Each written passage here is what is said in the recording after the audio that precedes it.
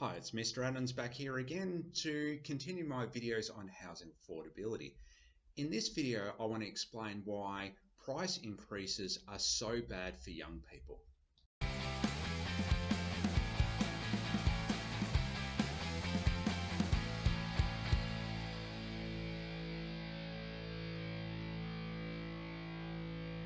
If you're young and you don't own your home, you're probably already familiar with this concept that as house prices go up, it makes things harder, more unaffordable, and cost you in the long run. But in this video, I want to really articulate why it is so bad.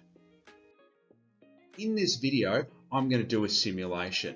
Now, many problems are unknowable in mathematics, particularly when we're looking at finance and probabilities. Small changes can make big differences. But despite this, simulations are very useful.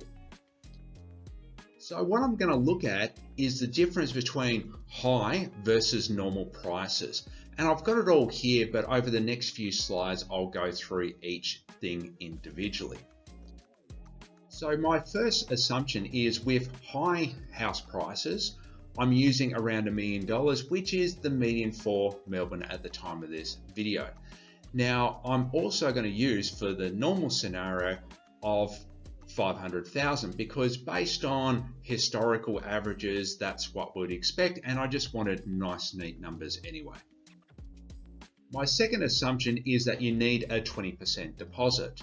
So this is $200,000 for a $1 million property is $100,000 for a $500,000 property. My third assumption is the mortgage rate is 6% for the life of the loan and that it doesn't change. My fourth assumption is that when property prices are higher, then rents will be higher.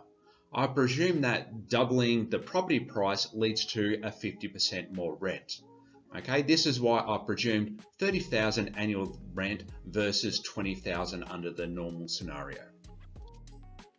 For both scenarios, I've allocated $63,000 and this will cover rent, mortgage or investments.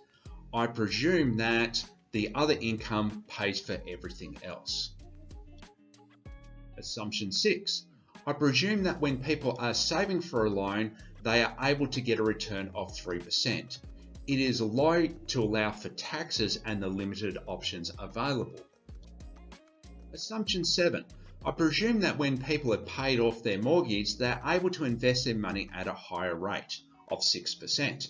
Now, this is unfair, but it is more accurate because once you've paid off your home loan, what tends to happen is you've got more options available. Assumption 8. I presumed an inflation rate of 0%. This is so that the values that I get are in today's dollars. I've also presumed that house prices and wages also stay the same. Now, I know this is not realistic, but what I'm about here is trying to get some comparable data with our simulation. So, how much difference will all these assumptions make? So here are all my assumptions again. Just pause the video if you want to have another quick look at it. So 3 years later, when we have normal prices, the person has saved $132,909. So they've well and truly saved for their home loan and they're ready to put down their deposit. With high prices, they're only halfway there. The $10,000 difference in rent has made already a $30,909 difference in wealth. So here are some things to note. Higher rents make it more difficult to save for a property. Higher prices means a bigger deposit. Under normal circumstances here, it would have taken you 2.28 years to reach the deposit. In the high price circumstances, which we're living through right now, it's 5.65 years. The effect is not linear. 50% higher rent and double deposit means 2.25 times longer to achieve the deposit. Let's jump to 7 years later. Under normal prices, $236,645 is still owed. With the high prices, $786,542 is still owed. Now this is assuming that they're both making repayments of the $63,000. Now the difference in debt here is over $500,000. It's $549,897. Let's jump to 11 years later. Under normal prices, they've almost paid off their home. They're at $23,158, so they're going to pay off their home very soon. Under high prices, they are still a long way off paying off their home. They're at $717,391. The difference in debt here has grown from just over $500,000 only a few years ago to now $694,233. So the question is, why has the difference increased so rapidly? So, in the scenario where the prices were high, the $63,000 covers the interest and pays a small amount of the principal. In the scenario where prices are normal, the $63,000 exceeds the interest by a long way and pays off large chunks of the principal. Let's jump to 20 years later. Now, with normal prices, they've paid off their home, so they have no debts, and they've been able to build their assets to $684,828. With high prices, they're still paying off their home. They still owe close to $500,000. The difference has easily exceeded $1 million now. Let's jump to 31 years later. So both properties are now mortgage free, but with prices being normal, they've been mortgage free for a much longer time. So they've been able to grow their assets, this is excluding the house by the way, to over $2 million. With high house prices, they have only just started their investment journey. They only have $16,000. So we've got a difference here of over $2 million. So let's jump to 35 years later. Now this is going to be my last one because I figure this is pretty well the working life for most people. Now with normal prices, investments have grown to over $3 million. With the high house prices, they've grown to just under $300,000. The conclusion here is quite massive. The difference between high property prices and normal property prices works out to be millions of dollars difference. So in this particular scenario, we had like house price difference of $500,000, but when they invested the same amount, saved the same amount, over the course of 35 years, worked out to be close to $3 million difference. So if you're not satisfied and you think that I've cherry picked, let's go through another scenario.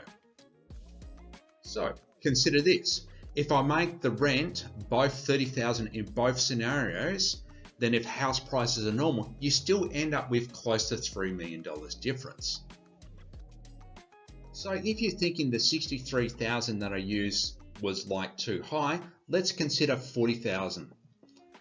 Under normal pricing, the same property, the $500,000 property, could be paid off and you would have close to $500,000 when you retire.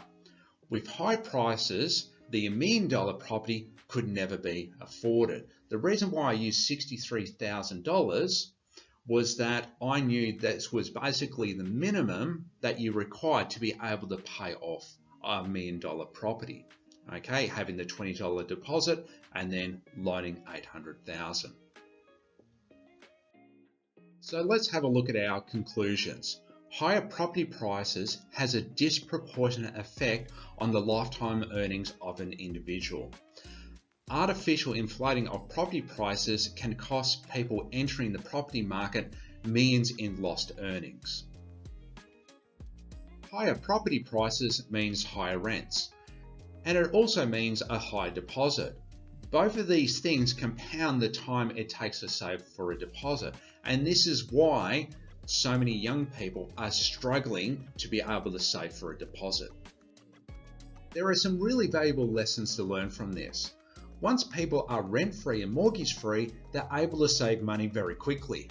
High property prices means that most people won't experience this. So if you finish your working life still renting or you've got a mortgage, you're not going to have as much savings. Even if you do pay off your home, like before you retire, when prices are high, you just won't save as much money. The result of this is that we're going to have more people that are going to be dependent on pensions. So that means that higher property prices are going to cost Australians more in the long run. Now, my calculations are imprecise because any one of my assumptions you could go, okay, it could be a little bit higher, a little bit lower. But anytime you run this simulation, you will always find that higher prices will always significantly disadvantage those entering the market by a long way.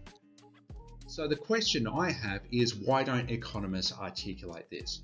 And this is something that I don't have the answer to because I'm not an economist. Thanks for watching. Please subscribe and hit the like button. Please leave a review and a comment. I'm not a financial advisor. I'm a maths teacher with over 20 years experience with a passion for teaching financial literacy. Please read the disclaimer.